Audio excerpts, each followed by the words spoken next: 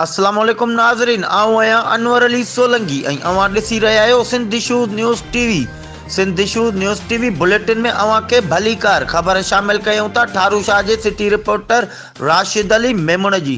ठारू शाह भरसा ॻोठ विंगाणी शाख जे रहवासियुनि जो ज़रई ज़मीन ते कब्ज़े ख़िलाफ़ मुनवर मेमुण, ज़ाकिर मेमुण हाकिम ऐं गुलाम मोहम्मद मेमुण जी अॻुवाणीअ में बाअसरन मोर सोलंकी, जावेद ऐं सलीम सोलंकीअ ख़िलाफ़ पाक किताब खणी एहतिजाजी मुज़ाहिरो कयो वियो, जिते हिननि दाईंदे चयो त देह मिचर जे सर्वे नंबर 360 जी एराज़ी 1.5 एकड़ ज़रई ज़मीन मथां हर काए कब्ज़ो करे वरितो आहे, जॾहिं त ज़रई ज़मीन जा जाली स्टाम्प ठहिराए असांजी ज़रई ज़मीन ते कब्ज़ो कयो वियो आहे। हिननि चयो त पुलिस बि बाअसरनि सां मिलियल आहे, जंहिंजी भरपूर मज़मत कयूं था। हिननि डीसी नौशारो फिरोज़ ऐं एसएसपी नौशारो फिरोज़ खां मुतालबो कंदे चयो त असां ग़रीबनि सां इंसाफ़ करे असांजी ज़रई ज़मीन तां बाअसरनि जो कब्ज़ो फौरी तौरु ख़तमु कराए ज़मीन ॾिनी वञे। हिननि चिता ॾींदे चयो त असां इंसाफ़ न मिलण ते डीसी ऑफिस आॾो एहतिजाजी धरणो हणंदासीं।